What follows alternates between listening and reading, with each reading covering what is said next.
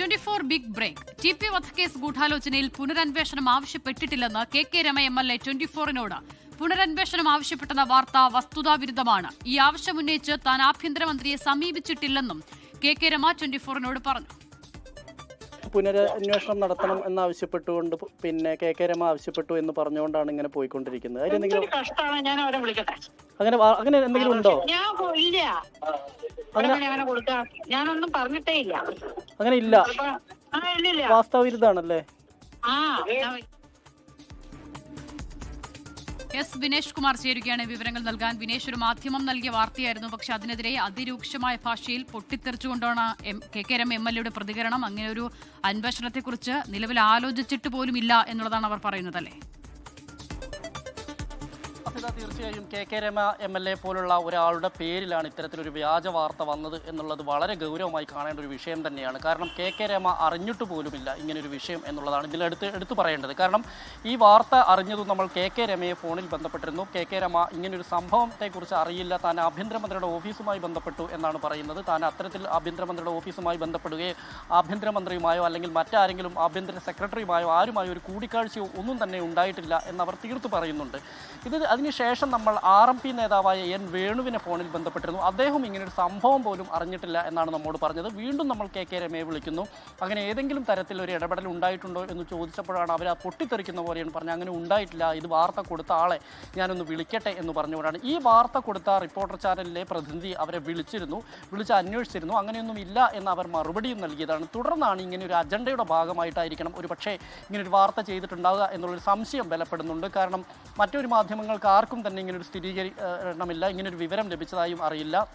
ഇങ്ങനെ സാധാരണ നമുക്കറിയാം, ഒരു ആഭ്യന്തരമന്ത്രിയുടെ ഓഫീസിൽ ഇത്തരത്തിൽ പ്രമാദമായ ഒരു കേസാണ്. കേരളത്തിൽ ഏറെ കോളിളക്കം സൃഷ്ടിച്ച ഒരു കൊലപാതകമായിരുന്നു ടി.പി. ചന്ദ്രശേഖരൻ്റേത്.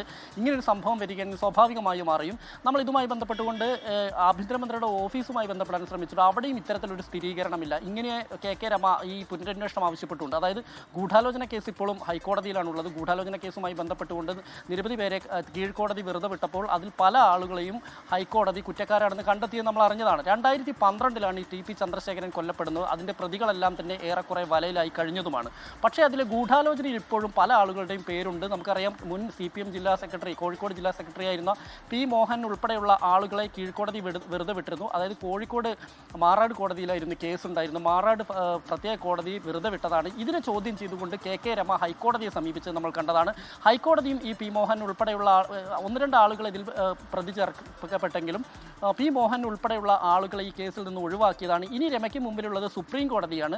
ഈ സുപ്രീം കോടതിയിലേക്ക് അവർ പോകും എന്ന് വ്യക്തമാക്കിയതുമാണ്. അതിന് പിന്നാലെയാണ് ഇപ്പോൾ ഇങ്ങനെ റിപ്പോർട്ടർ ചാനൽ ഇങ്ങനെ ഒരു വാർത്ത വരുന്നത്. ഹൈക്കോടതി ഈ ഒരു ഗൂഢാലോചന കേസിൽ പുനരന്വേഷണം ആവശ്യപ്പെട്ടുകൊണ്ട് കെ രമ ആഭ്യന്തരമന്ത്രിയെ സമീപിച്ചു എന്നുള്ളത്. ഇത് ശരിയാകാൻ പ്രായോഗികപരമായി ഇത് നിലനിൽക്കില്ല. ഇങ്ങനെ ഒരു കേസ് കോടതിയിലുള്ളത് കൊണ്ട് തന്നെ ഇതിനൊരു പുനരന്വേഷണം സാധ്യമാകാത്തതാണ്. കാരണം ഇതിൽ പുനരന്വേഷണം വന്നു കഴിഞ്ഞാൽ ഇതിന് ആദ്യം മുതൽ തന്നെ ഈ ഗൂഢാലോചനയുമായി ബന്ധപ്പെട്ടുള്ള കാര്യങ്ങൾ അന്വേഷിക്കേണ്ടതുണ്ട്. ഇങ്ങനെ കുറേ പ്രശ്നങ്ങൾ ഇതിനകത്ത് വരുന്നുണ്ട്. ഇതൊന്നും മനസ്സിലാക്കാതെയാണ് ഇത്തരത്തിൽ ഒരു വാർത്ത കൊണ്ടുവരികയും അത് പൊതുസമൂഹത്തിന് മുന്നിൽ കൊണ്ടുവന്ന് പൊതുസമൂഹത്തെ തെറ്റിദ്ധരിപ്പിക്കുകയും ചെയ്തിരിക്കുന്നു എന്നുള്ളതാണ് ഇതിനകത്ത് എടുത്തു പറയേണ്ട കാര്യം. കെ രമ എം.എൽ.എ പോലുള്ള ഒരു വ്യക്തി, അല്ലെങ്കിൽ അവരവരുടെ ജീവിതം കൊണ്ട് ഒരുപാട് പോരാട്ടം നടത്തിയിട്ടാണ് ഈ നിലയിലെങ്കിലും അവർക്ക് എത്താൻ കഴിഞ്ഞത്. അങ്ങനെ ഒരു സ്ത്രീയുടെ പേരിൽ, അല്ലെങ്കിൽ അങ്ങനെ ഒരു എം.എൽ.എയുടെ പേരിൽ ഇങ്ങനെയൊരു വ്യാജ വാർത്ത ഉണ്ടാക്കിയെടുക്കുക എന്നുള്ളത് അത്യന്തം ഗുരുതരമായി തന്നെ നമ്മൾ അല്ലെങ്കിൽ ഗൗരവമായി തന്നെ കാണേണ്ട ഒരു വിഷയമാണ്. കെ രമ പൂർണ്ണമായും ഇക്കാര്യം നിഷേധിച്ചിട്ടുണ്ട്. ഒപ്പം തന്നെ RMP നേതാവായ N വേണുവും ഇത് നിഷേധിച്ചിട്ടുണ്ട്. അസിത, ശരി. എസ് വിനേഷ് കുമാറാണ് വിവരങ്ങൾ നൽകിയത്.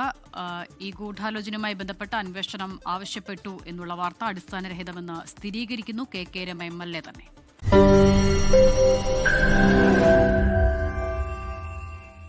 ലോകത്തെവിടെയായാലും ഏത് സമയത്തും 24 വാർത്തകളും ഓഗ്മെന്റഡ് റിയാലിറ്റി പാക്കേജുകളും എക്സ്പ്ലെയിനറുകളും വിശദമായി കാണാൻ ഞങ്ങളുടെ YouTube ചാനൽ നിങ്ങൾക്ക് സബ്സ്ക്രൈബ് ചെയ്യാം.